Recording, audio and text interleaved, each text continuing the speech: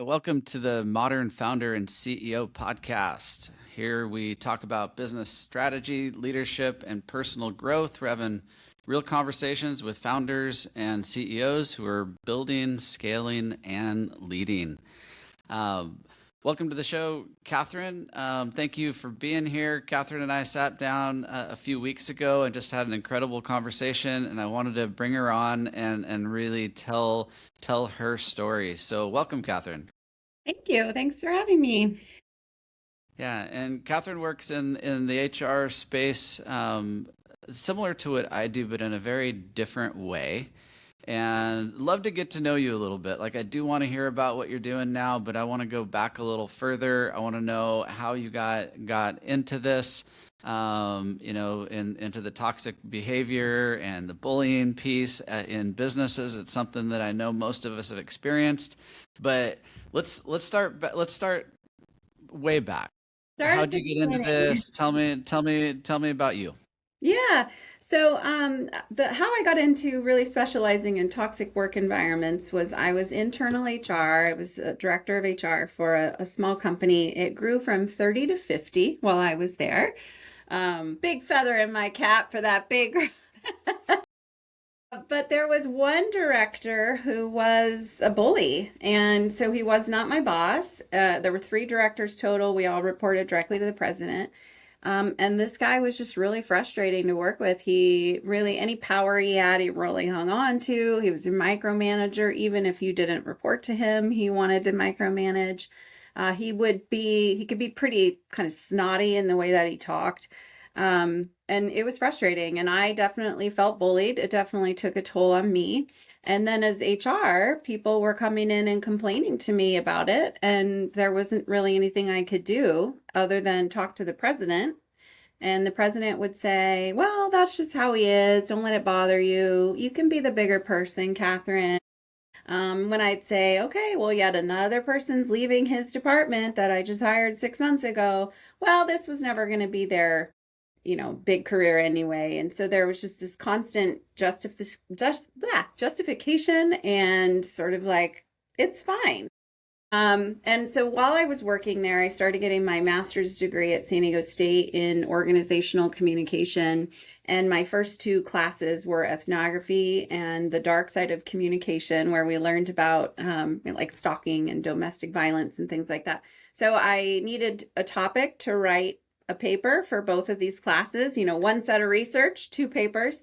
So I thought about writing about this person, and came across the phrase workplace bullying when I was writing those two papers, and have been fascinated ever since. So it was very therapeutic to read the academic research from the last 30 years from all around the world and learn that my scenario was actually very common. The boss's response was very common. Um, and so, yeah, I got out of graduate school. I wrote my first book called Back Off. Ken Blanchard wrote the foreword to it, which was cool. Okay. Yeah. And then here I am. This is edition two, Navigating a Toxic Workplace for Dummies. So, yeah, that's how I started. I just figured, you know what? This is a problem I think I can solve now that I have all this research. And I'm going to pretend I know what I'm doing with my first few clients and go from there. Yeah, I mean it feels like it's something we've all either experienced or seen. Like when somebody gets a little bit of authority or power and they don't know how to use it, it can come out in a lot of different ways. And I don't think it's always even that intentional. Like I think people get caught up and they get frustrated that things aren't going how they want to go, and this is just how it comes out. That's exactly right. So the other director, she had been there longer than I had, and she was there when he got promoted from his role into director. And she had shared that it was like he got promoted on a Friday and he became a different person on Monday, and had kind of evolved his personality to what he thought he needed to be doing to manage. And I do want to clarify, you're very right. Most of the time, they intend to get results, and they're actually acting this way because they care about the company very much. That's partly where some of those big results come from. But what they don't understand is the real impact they're having. So their goal is to get results. their goal is not to harm. And yeah, they're feeling a little they're not confident in what they're doing or how they're managing, and so it's coming from a place of, oh my gosh, we gotta get results. What's wrong? Why aren't you doing this? And it's about their own anxiety. Yeah, do you find this usually happens in leadership, or does it happen in any given place within the company? Like, is it really tied to kind of a authority and that aspect of it, or is it different? Yeah, not necessarily. So I've read some surveys that about 70% of the time it is a manager of some sort. So then the other 30% of the time, is kind of my scenario. This was a director who definitely, he didn't really bully the president, but he definitely wasn't always that nice to him. And in fact, I remember the very first time I witnessed this behavior. I had just started and we were in a staff meeting, and the president was sharing stuff, and this guy, the bully, he was kind of like, no, that's not what we're doing. Why are you, no, and kind of like, stop it right in front of the whole company. And I distinctly remember walking back to my office, like, that was weird. So yeah, that's the answer. And it doesn't always happen in just, it doesn't always have to be an executive VP or a C-suite member. It could be a manager or even hierarchy. It could be like, if you're a set of nurses and you've got one nurse who's been there for 20 years, maybe she doesn't manage anybody or he doesn't manage anybody, but there's a hierarchy there because of the tenure. That can be another time that it's really coming up. And Catherine, most of the people who are listening here are, founders, Yes. CEOs. We're running complex organizations and we're trying to accomplish something. And the people side of this is always a big challenge. Yes. Now, I don't think what you're saying this is style, because leaders and managers can have lots of different styles. They Right. can be very compassionate, they can, be very good listeners, or they can be more like drill sergeants. And they can be everything in between. But I don't think what you're saying is this is style. This is something deeper than that. Correct. And yeah, there's a difference between a tough boss and a bullying boss. A tough boss is still ethical, I think, is the main difference. So a tough boss might yell a little or get anxious, but it's focused on challenging you to be better. Hey, maybe you made a mistake. Let's fix it. Talk about it. I want you to be better. And that conversation may not feel good because of that person's style, but that doesn't make them a bully. It's the taking credit for other people's good work or blaming others when mistakes happen instead of owning it. It's punitive punishment. It's aggressive emails on the regular. It's public shaming. So no, that's not a style. That is bullying. And if I guess would you suggest that we recognize this? How do you recognize bullying? Yeah, yeah. I mean, again, it's not going to always happen in a public Yeah. fashion. It's not going to happen at the meeting, or maybe it does, and then it's maybe very clear. Yeah, so as a founder and a leader, you probably won't notice it because they are smart enough to know who to not bully most of the time, right? So generally a founder or CEO is not going to experience it. So the answer is listen to your employees, listen to your HR. And that is what I'm up against a lot, and it hurts my soul. The narrative by the time a company comes to us, because we specialize in broken, ugly, horrible cultures, the narrative is that HR is hearing about it, telling the CEO about it. And because that person gets really great results, there is fear and anxiety on the founder and CEO's part not to call them out and really get in there and address it. And, which is an interesting thing, because the fear is sort of like, if we hold them accountable to treating each other nicely, they won't get, or treating other people nicely, then they're not going to get the same results they get. And that's just not true. So it's not a fair fear for them to have. And that's where I come in. But yeah, so that's the battle, is that don't put results over people. It's not just what you do or what you achieve, it's how you got there. turnover is expensive, lack of productivity is expensive, and that's the battle. Is that HR is often telling CEOs, we need to fix this. The CEO says, well, they get results, so please let's not. Meanwhile, let's say a salesperson's bringing in $5 million, but they're costing $1.5 million in low productivity and disengagement turnover. Like, now you're not bringing in $5 million. And that's all not on a P&L. And that's where CEOs and founders struggle. You could say this is costly, but there really isn't any proof that it's costly. Yeah, how do you actually quantify that? Yeah. Yeah, in the OS world, we call this a wrong person in the right seat. Mm-hmm. A wrong person means they don't fit your culture, they don't share your values, you probably don't even particularly like being around them. Yeah. But they are in the right seat, meaning they're hitting the numbers. They're really good at their job. They're bringing in revenue if they're in the sales side, or they're like really delivering. Like they're actually really great at their job. And this is a very tough one because there is that fear. There's almost some key person dependency here because you have a very Yes. high performer, and that gives them the ability to do some of this and get away with it. I'm not sure if Yep. that's the right way to put that. Yep. That's right. Well, and I think for founders and CEOs, there's a problem if you're too afraid to hold someone accountable because you believe that they're the reason your company's successful. Like that's a whole, you know what I mean? Or that you can't be successful or meet your goals without this one person. That's a whole other problem that, someone like you can work with a CEO on to say, well, that's off. The company can't just rely on one person. Yeah, and this was part of the conversation when we were sitting down a couple weeks ago that I found really interesting. That I really encourage leaders to, when you have a wrong person in the right seat, to make that hard change. And I had been a lot under the impression that you can't particularly change characteristics of people, because in an EOS run company, the core values that we're measuring against are not just something that you put on the wall.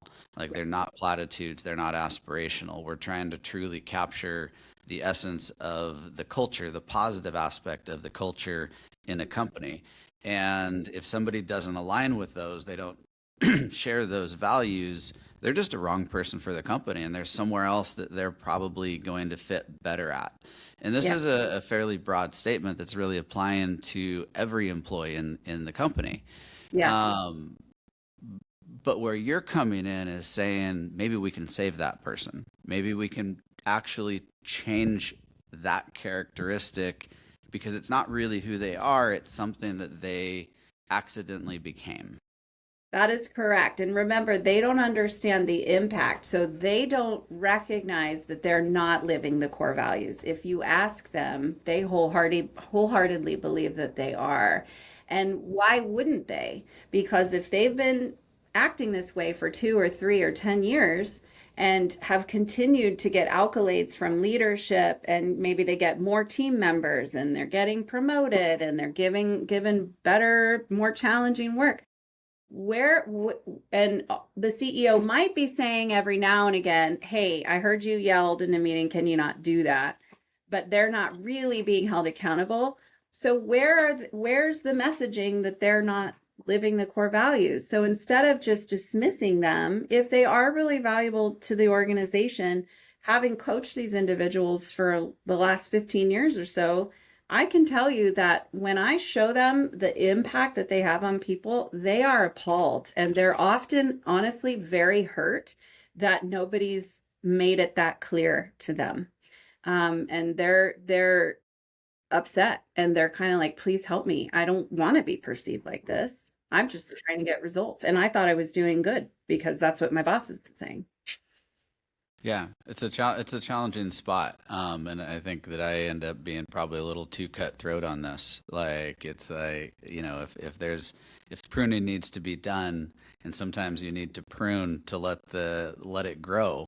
Yeah. That's usually where I'm going. I was like, you cut one person that you're dependent on, but you're gonna have 10 people around them that step up and then thrive.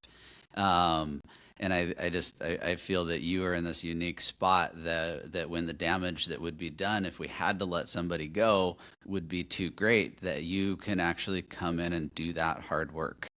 Yes. Yeah. And I think it's worth it. And I always ask that question on my sales calls for coaching. Why not fire them? And, there's usually because they have a lot of knowledge or they do this or that. Okay. Well, then we're all going to go, in on helping him. And I don't take on a coaching client without a consequence. So, it could be we're going to let you go if you don't change. It could be a variety of other things. But so I'm all for pruning if that's what, in fact, we have a coaching client right now. He's got to go. I'm going to be meeting with the CEO and tell him we're done coaching. The program's over. We're probably like halfway through. He's not doing it. He's got to go. And so I'm all for that. But also if this person is really useful, to the organization, why not give them that chance? And I'll tell you too, these individuals are often really wonderful people. They get results because they care. So sometimes you can't always hire for somebody to care about your mission. So if you have somebody who really cares, maybe, and we can help them change, then let's do that. Yeah, and within EOS run companies, again, like we are setting the standard. We're making Yeah. it really clear what you need to aspire to be, and Yeah. then we give people chances to get there. But having that one-on-one coaching, that real focused, this person, can we build them? Can we get this past this? Just Mhm. seems like almost every organization that I've worked with, there's somebody in there that would need something like this. Um, I would love to learn a little bit more on kind of strategically how you approach a business that's dealing with this, that's recognized this is an issue. How do you approach that? Yeah, so it's all with a lot of empathy. So lots of conversations with the CEO or this person's boss around how to position the coaching, which is essentially, hey, we've got to have you change. You can't be acting this way anymore. I have to take ownership for allowing it. I'm going to put a consequence in place because I need you to know that I'm actually really holding you accountable this time. And also, I have a coach for you who specializes in your leadership style. And so I'm certain we won't need the consequence, but it is there. But I have faith that you'll make change. I really value you. I want you here. So coaching is really presented as a gift, more than, like I'm not the principal.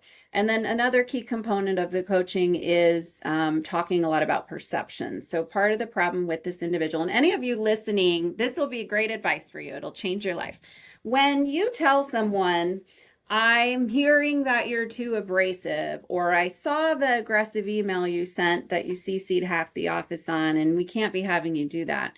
And the person justifies or denies, of course, they're going to say, I didn't mean to do that, or it needed to happen, or I didn't, whatever.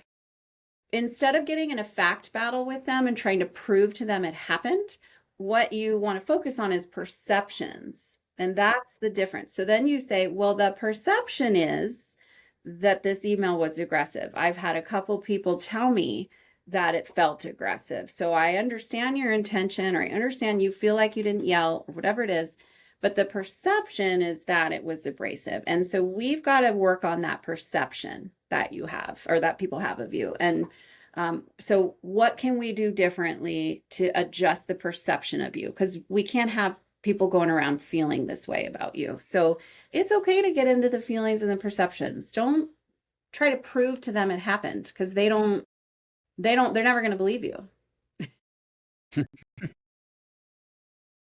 They think Yeah, they're doing the right thing. how how often can you actually change some? Well, so with coaching, like I said, I've been doing it about 15 years. I can only think of maybe 5 or 6 people that really come to mind where I'm like, we couldn't help that person. I guess this most recent person will be the seventh. Out of all the people I've coached over these years, I would say I've probably coached maybe 60 people.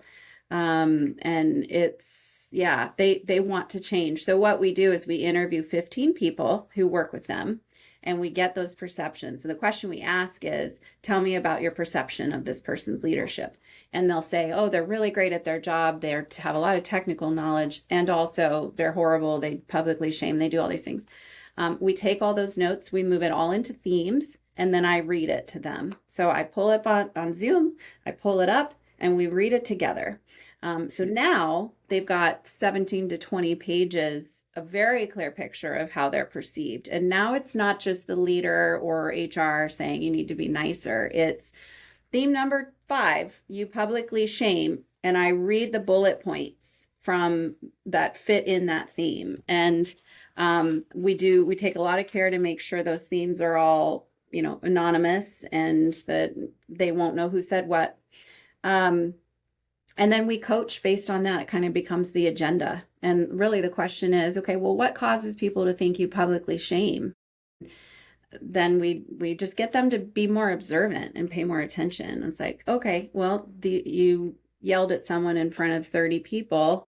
Don't do that anymore. What's the alternative? Okay, well, maybe next time I'll pull them aside and talk to them. So it's just giving them new tools.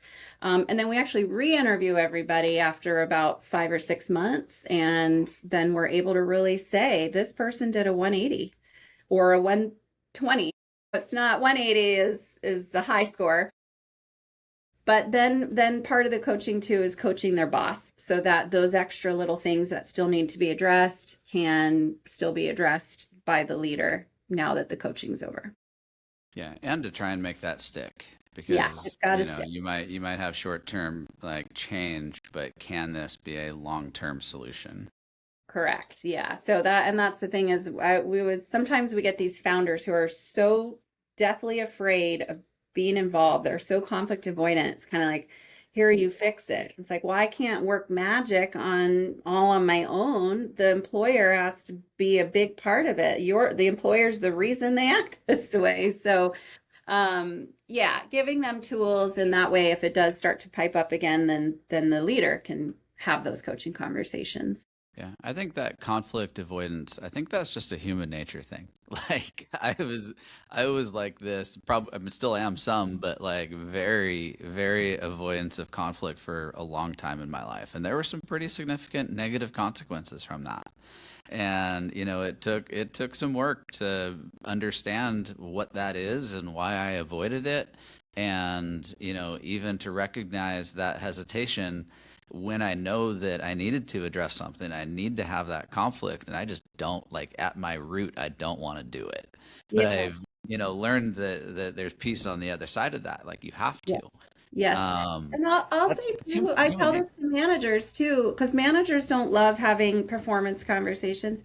If you can switch the paradigm to, this is a difficult conversation, I'm conflict avoidant, switch from that to, this conversation is about their success, and kind of from a mentorship point of view, that changes everything. It's not a you're in trouble, I hope you don't yell at me conversation. So for all these CEOs and founders, if you have someone like this on your team, they're harming your company that you have built. So I hope you take that personally, and that should fuel some of the courage.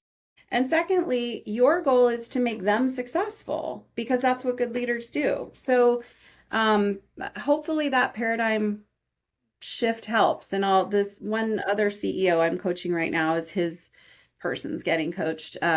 He was also very conflict avoidant. He really didn't want to give the consequence. And I'm like, I look right in the camera. I'm like, look, you have built a multi-million-dollar company. You have done a lot of hard things. This isn't that hard. He's like, good. Yeah, you can do this. Yeah, I mean, it applies in the workforce, but it's personal too. I don't like conflict with my wife. I avoid that. And most of the time, that's not a healthy thing. This role's professional, yes, absolutely. But it's also just a personal thing. This is just our nature, I think, is not to want it, but to understand and learn, and in that journey understand that it's necessary. Yeah, and it's not in our nature to throw ourselves in front of the bus. We're social creatures. That's where it comes from. That we need to we rely on other people to live, period, the end. And so I think your reptilian brain gets in there and says, well, if you say something, you might be, I used to joke with my public speaking kids, if you say something wrong and you fail, your brain is telling you you're going to be sent off to the forest to live by yourself with no social support. And we all know that's not true, right? So that's what's going on with your wife as well, or anybody in conflict with their spouse or partner or friend or anything. And so, yeah, I think some of it's just telling your reptilian brain, this is about my social safety, because our healthy relationship is more important than like the unrealistic that I'm gonna go live off berries in the forest by myself. So you're not only helping other companies, but you're running your own business here too. And how long have you Yes, been doing this? 17 years. Okay. Tell us about that journey. Yeah, so once I got out of graduate school, so coaching was kind of came to me because people started asking me for it, and I was like, I better figure out how to do that. So I went through some coaching courses. So that's the coaching. But I'm really an organizational development consultant, as many, I think, EOS implementers are too. And so what we love to do is come in, do a survey when if it's a toxic culture, it's not just the one person.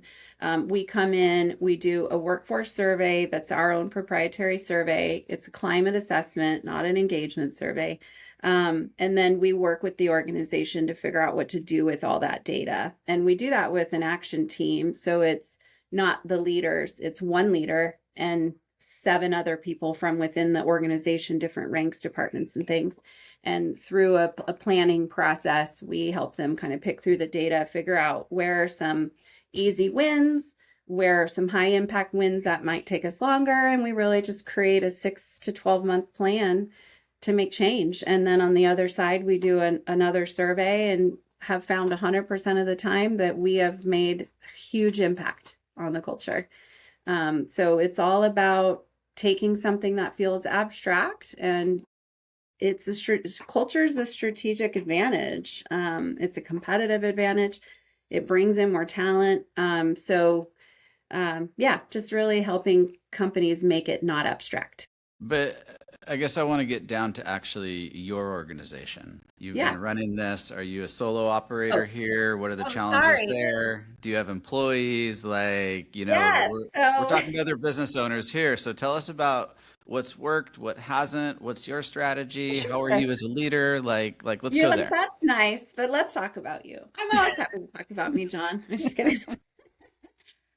Okay, so yes, over the years, I would say for about the first 8 years, it was just me. I was a solopreneur. And then I came home from a conference that I had spoken at, and I had 86 emails from my audience. And as I was replying to all of those, I thought, I probably shouldn't be doing this. So that inspired me to hire my first employee, who was an intern, and she took on some marketing.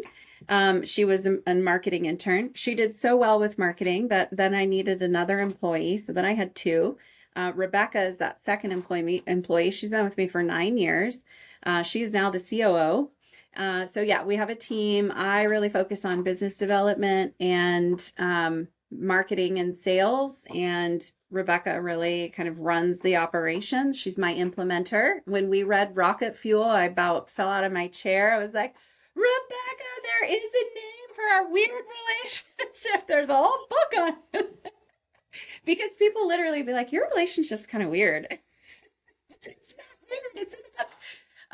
Anyway, so yeah, so I have a team of, I think, 5 consultants that I really lean on to do the work once I make the sale. And I also have two, I'm not going to call them VAs. They are two marvelous people who are very much integrated into my company. One of them does all the marketing tasks and things and gets me speaking gigs, and the other one is our project manager for sales and for clients. So yeah, that's my team. And how have you had to change through this? What's like personal growth, like from solo entrepreneur writing papers out of college on this to now Yeah, leading a team and serving, large organizations? Like what has your growth path been? How are you intentional about that? I very yeah, much find that a company can't grow if their leader doesn't grow. And I'd yeah. love to hear kind of what you have done by accident, intentionally? What's your growth path? Yeah, I think some of the intentionality is I've always sort of joked, way back when with Rebecca and Carla, my first employee, like the only way for any of us to grow and get promotions is if I keep promoting myself. And so that was always my goal, is like, I got to get to the next level and set some goals for myself. And then we started putting some systems in place. I remember way back when, I think it was Rebecca's first year, our goal was to do 150 in revenue that year. So I was super a solopreneur back then, and we did 250, and it was like, oh my gosh, this is working. Yeah. Now our goals are much higher. So yeah, one is just like recognizing that I don't want to be a solopreneur. My career aspiration is to be a CEO, and I'm constantly trying to understand like what's the next level of my CEO-ness, because I'm still in the clients. And if I was the CEO of a multi-billion-dollar company, I wouldn't be in the client. So so that's been one. One is really getting people to share their ideas. So I always joke with everyone, I love it when you boss me around, like tell me I'm wrong, tell me that idea is not going to work. Follow up with me if I haven't done something. So really encouraging everybody to have their own footprint on things. Like I don't want to micromanage people. A third thing is delegation. Delegation is my favorite activity. And I often say this when I'm doing a manager training or when I'm leading a leadership retreat. I'll say, my life is amazing because I delegate. And as soon as you figure that out, it'll become so much easier to be like, well, I don't want to do that. So another joke I have is that's not my job, which is not a good, that's not the culture we're creating. That's probably not the best. Yeah, everyone knows I'm joking, but it's like that means that you're doing it and I want you to do it and take ownership of it. So we're still really small. We have a long way to go. I have big aspirations, but those are kind of the three main sort of intentional things I've done. I think unintentionally realizing that I was a visionary and that I'm full of crazy ideas, and some of them aren't great. Rebecca is great to say, I hear you. Probably we can't do that right now. And so she keeps things in line, or she'll be like, okay, well, do you have time to do that? Or do we have a staff member who can do that or not? So really the visionary integrator thing is like, I love that. We really exemplify that. But that was by accident. I didn't know that's what we were doing until I read Rocket. And then I learned in that book too, that it said, like, if you're the visionary, then be the visionary. Don't step in and try to manage operations if that's not your job. Like, stay in your lane.